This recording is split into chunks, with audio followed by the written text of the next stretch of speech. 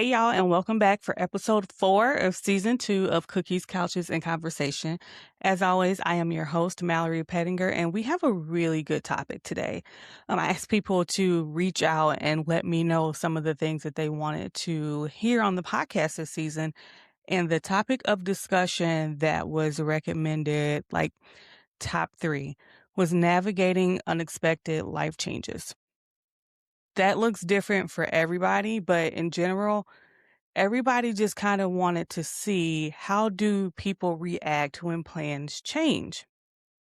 Mind you, plans change all the time, but plans don't necessarily change to the point where your entire life plan is now completely different than what you expected it to be. So I kind of wanted to talk about that a little bit and see what people are thinking and how you are feeling, because I know that I have had many, many, many life changes. I think it was Mike Tyson. Mike Tyson said something to the effect of everybody has a plan until you get punched in the mouth or punched in the face or something, something like that. But the truth in that is wildly insane. I have had several plans. First of all, let's start here. I come from a family that sings and plays instruments, right? Everybody. Like both sides of my family, mom's side, dad's side, there's musical talent all across my family. So obviously I grew up singing and around instruments and music just all the time. You could not tell me that my path in life was not to be a singer. I grew up like, I'm going to be a singer. I want to be a singer. That is what I'm doing. That's it. So fast forward to I think I was early 20s. I got the opportunity to get hooked up with KJ Rose. If you don't know who KJ Rose is in the music industry, I feel sorry for you, but you should Google that. Anyway, I got hooked up with her. She emailed me and she's like, hey, John Legend is having an audition in New York for a background singer. One of his singers is pregnant. She's going on maternity leave. Get to New York. I don't care how you got to do it. Get to New York, do that audition. This is my big break, right? Background singing is one of my favorite things to do, even to this day. I love singing with other people. I love just the blending of the music. I love the blending of the voices, the creating something different than what the original was supposed to be. It's so fun for me. Mind you, at the time, I am broke. Living in, I think it was Charleston. I was living in Charleston, Illinois, completely broke. It just so happened that tickets to New York were cheap because I think it was a weekday. So I had to be in New York in like 2 days. Called my best friend. Hey girl, will you go to New York with me? And she was like, yeah. So she was going to do the audition too. Get to New York. I lose my voice. Plan changed. I lost my voice. Like I couldn't talk. How was I going to do this all day? I am in New York. I am staying in a hostel for like 20 something dollars a night because that's all I could afford, because I wanted to audition for John Legend and I have now lost my voice. So I'm like, you know what? I'm going to go anyway. We're going to see what happens. I go anyway.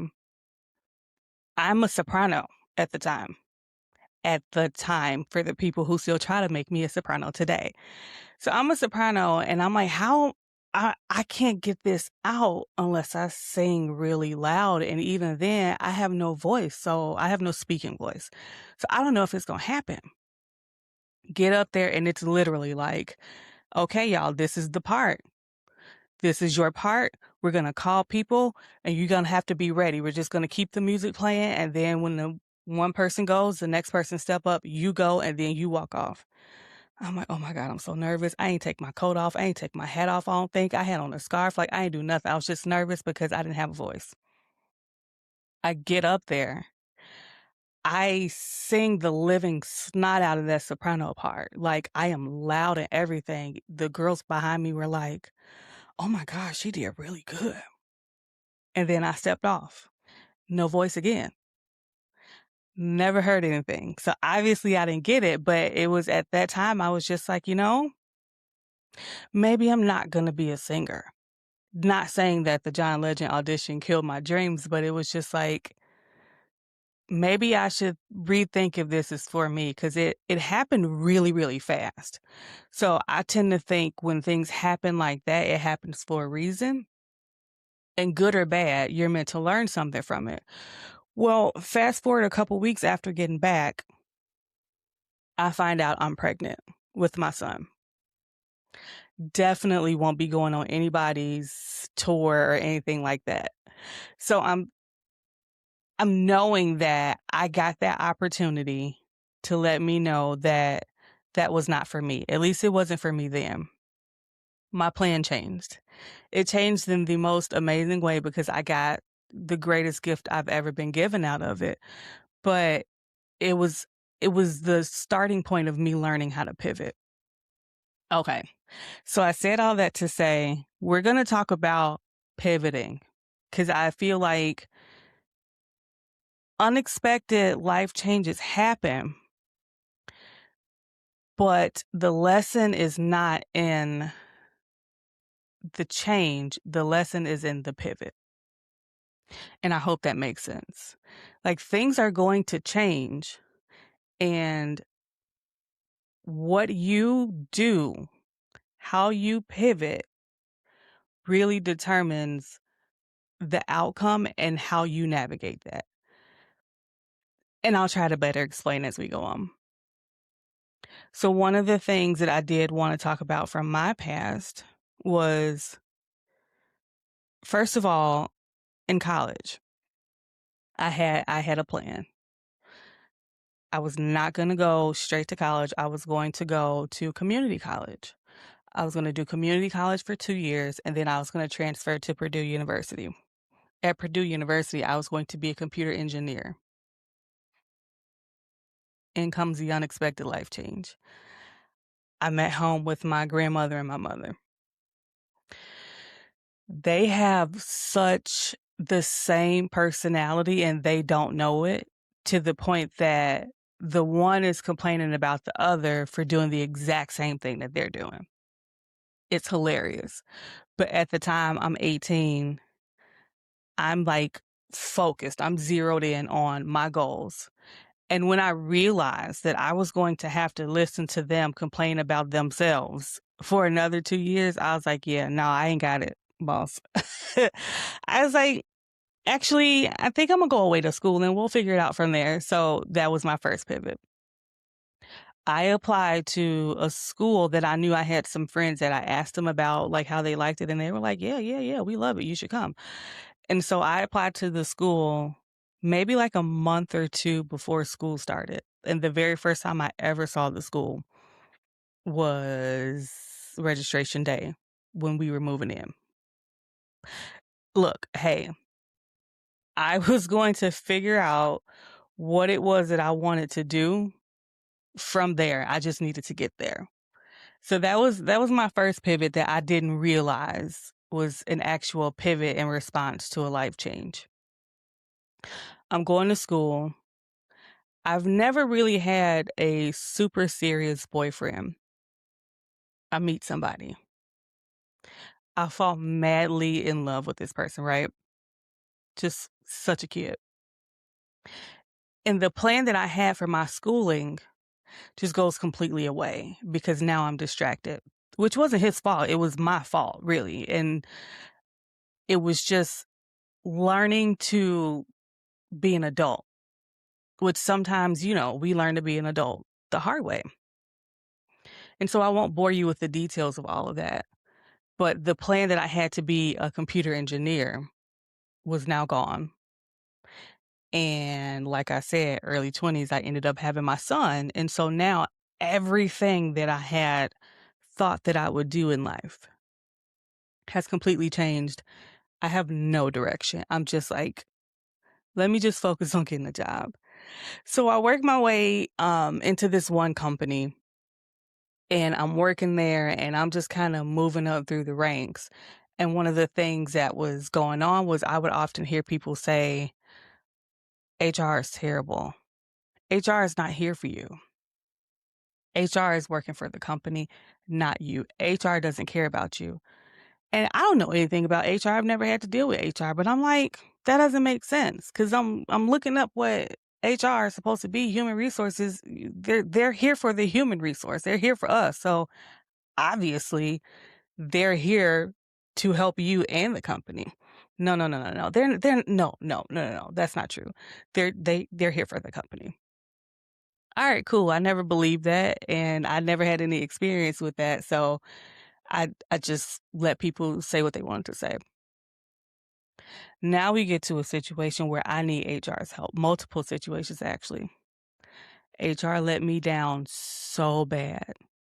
First of all, one of the things that happened was I felt like one of the men at the company, a high up man actually, um, touched me inappropriately. So I'm talking to some other girls, one of them who's in HR and one of them who is kind of like training to be in HR. And I'm like, yeah, he like rubbed me in an inappropriate place. And then like he kissed me on my cheek and stuff, and it was unwanted. And it just kind of threw me off and kind of just shocked me and froze me in place because we don't have that kind of relationship at all for you to feel comfortable with kissing me and putting your hands in multiple places on my body and just pretending like you just brushed by me. The one girl in HR responded like, yeah, he does that. He's such a creep. Huh? What do you mean, HR? If you know that this person is a creep and he's touching people inappropriately, why are you as HR not doing anything about that? So that was my first indication that maybe HR, at least in that place, was not all it was cracked up to be. We get to another incident where I am being severely harassed by my manager. And it was hard to explain to people at the time what was happening because it sounded like I was making it up. But there were people who saw it in real time and it was like, is she okay? Like, what is her problem with you? And I'm like, exactly. So it got to the point where I couldn't take it anymore. I was having to do things that nobody else had to do. I was having to explain things that nobody else had to explain. I couldn't make a move without this lady coming looking for me, right? So I went to HR. The first thing HR said was, well, have you talked to her? No, I'm literally coming to you to figure out what I'm supposed to do because I don't want this to blow back on me and now I lose my job because I said something. Well, we really think you should talk to her. I don't feel comfortable doing that alone. So can somebody help me out? We really think you should just talk to her alone. Okay. So I did. There was fake surprise and fake hurt, like, "Oh, no, I would never do that to you." But in short, HR never helped me. And I wouldn't say it hurt my feelings, but it was one of those things where you feel like I never want to experience something like that again, but then you also feel I never want anybody else to feel like that. Like, why are you here when you're supposed to be supporting the employee and the company? Why are you here if you have no intention on doing that? So that was kind of my next pivot, career pivot. Out of the life change of everything that worked through at me that literally left me hurt, scared, depressed. I went through a whole thing, right? I pivoted to wanting to be on the side of the people who are actually going to do the right things and be there for the employee and let people know that HR is not only there for the company. And so all these years later, here I am. I've been in HR for several years now.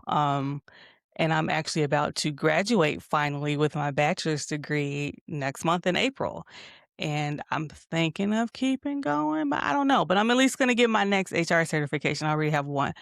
But that life change, those dramatic life changes, once again, turned into something beautiful because I decided that the life change wasn't gonna dictate the outcome, my pivot was.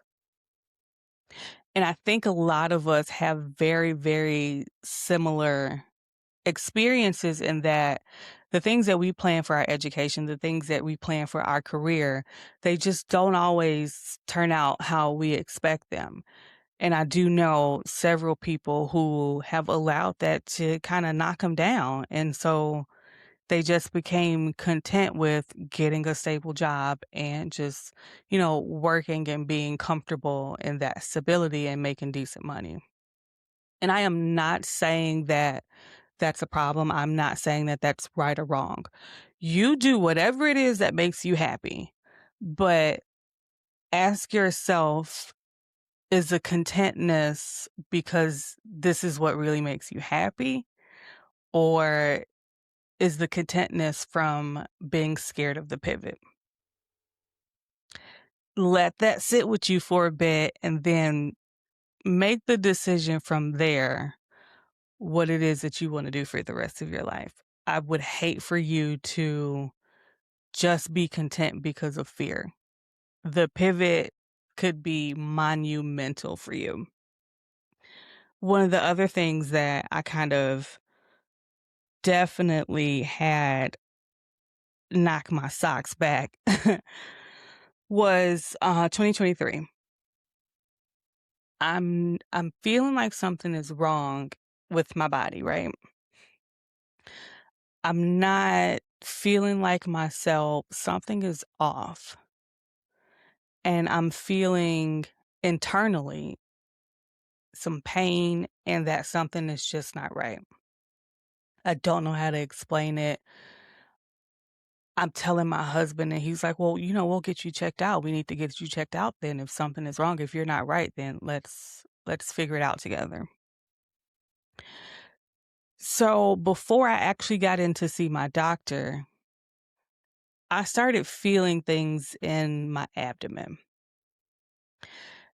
And the only way to describe it is like it felt like a small hard ball in my abdomen. I'm like, "Well, that's not supposed to be there." And he's like, "I kind of feel it, but I don't really." So my doctor tells me, "Let's get you some exams going. Let's get you some imaging, and then we'll figure out next steps." So the imaging comes back that I have fibroids in my uterus, right? He's like, "I think you should see a specialist pretty soon, But at the time, it's like not urgent. I'm like, all right, cool. I'll figure that out. I'll get to it when I can get to it. It's painful, but not like a keep you up at night type pain. It's just, it is what it is. I can deal with it. I can tolerate the pain. It's fine."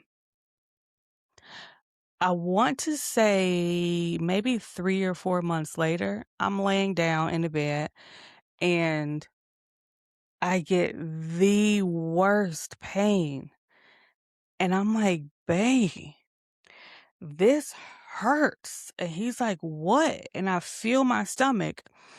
And the thing that felt maybe like this before feels like this now. Like it was lower in my abdomen, but now it feels like it's almost to my rib cage. That's not good. So he's like, "You want to go to the hospital?" I'm like, "Yeah, I think we should do that." Go to the hospital. I'm in the emergency room. They do some imaging. One person comes in, then another person comes in and talks to me. He's like, "Yeah, so you need to see a specialist right away. So you have a very, very, very large tumor in your uterus. And the thing that's concerning, well, there are several things, but one of the bigger things that was concerning was the fact that it grew so fast since my last imaging just a couple months ago." The biggest thing that was concerning was that it looked like on the inside it was dying, but at some point it stopped dying and continued to grow. So I think I was actually working at the hospital at that time. So I told my manager was like, I'm gonna call some people, hang tight, because I was in a lot of pain at that point. She called some people, they get me an appointment in like that Tuesday, right after this. The appointments were booked out for weeks. They got me in that Tuesday. I'm like, thank God for them. Um, and my doctor, she's like, so I'm gonna give you your options, and they are surgery or surgery. And so she tells me, the first option of surgery is removing the fibroids, the tumors. There are multiple, but the one is like huge. She's like, it's taking up basically your whole uterus. So we can get them out and hope they don't come back. I'm like, okay. Second option is, she goes, total hysterectomy. Boom, unexpected life change. I'm like, okay. Yeah. So, okay. I need to think. I need to talk about this. I had always joked before that, I was done having kids. Me and my husband, when we got together, first of all, we have a 13-year age gap. So when we got together, it was kind of like if we wanted to have, a kid together, we needed to do that rather fast. Um, and we had talked about it, but we had pretty much decided that it probably was not a good idea. Our personalities, we love other people's kids and we love the kids that we have. More kids, we don't really know that we could. I mean, if that's what God wanted, then we would have did it and been happy. But like choosing to try to have more kids, that was gonna be rough.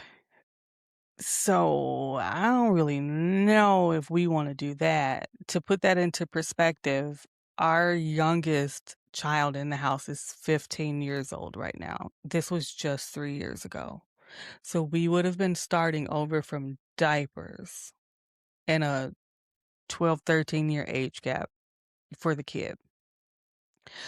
We pretty much decided rather quickly that that was not a good idea for us, especially because we were pretty much in just a few years on the cusp of being empty nesters and just being able to move about, however we please. So that just wasn't something that was going to work. And so I would always joke, they can come in and just gut me, take everything, just take it all. I don't need it. Just because I was tired of having periods. Like, I'm not having kids anymore. Why do I need a period? This is trash. Like, I really don't want to do this. And so when that happened, it was just kind of like, it's always been a joke. But now this is potentially reality. Like, what do you want to do? And he's like, what do you mean? What do I want to do? This is you. This is your body. You have to have surgery. You have to have your innards pulled out. Like, you have to recover. You are the one who's never going to be able to have kids again. Don't ask me, ask you.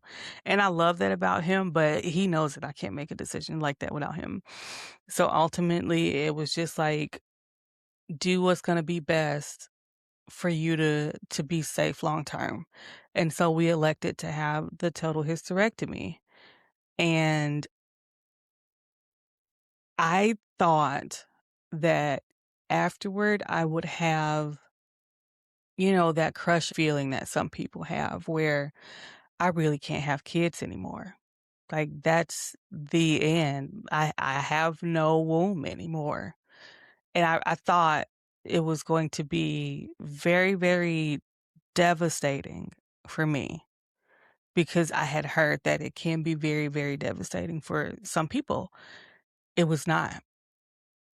It was quite the opposite. Like, the healing part of it sucked a little bit. And surprisingly enough, it was not the surgery areas that hurt the worst. It was the shoulders, my shoulder blades. I couldn't lift my arms. I couldn't move. It was so terrible. For weeks, I was in so much pain in my arms, and it was because, the surgery took much longer than expected. They were gonna try to do it laparoscopically, but the tumor was just so big. The tumor ended up being the size of a football in my uterus. It was so big that that didn't work, so in short, I had a C-section, basically, and that meant I was laying on the table like this, like, with my arms stretched out for hours. But when I healed from that, it was so freeing. Like, I started throwing things away that I was never gonna need again because I didn't have a uterus. There was no potentially to oops, get pregnant because I don't have a uterus. And so I'm saying all that to say, yeah, that was such the unexpected life change because you're not in the mindset of somebody is about to say, we potentially need to take your uterus and some more of your pieces out. Like you're just not. And when you hear it, it's a very serious thing. Like all major surgeries are dangerous, right? There's a chance of death with pretty much all of them. And so this is a huge life change and it's very finite. There is no coming back from I ripped all your pieces out. Oh, wait. I think I want to have another kid, like to carry another kid. Like, you done, girl. But the pivot is what carried me. I could have fallen into a depression. I could have regretted my decision. I could have carried the weight of all of that in a much different way than I did. But I chose to pivot and see the bright side and look toward the future. And that's a choice that we can't all make, but we can all try to make, you know? Um, so I wanted to encourage people today. I wanted to encourage you on tonight. Hallelujah. To embrace the pivot, navigating unexpected life changes. It's not easy, but fighting the life change versus trying to find your footing in the pivot is what makes or breaks a person.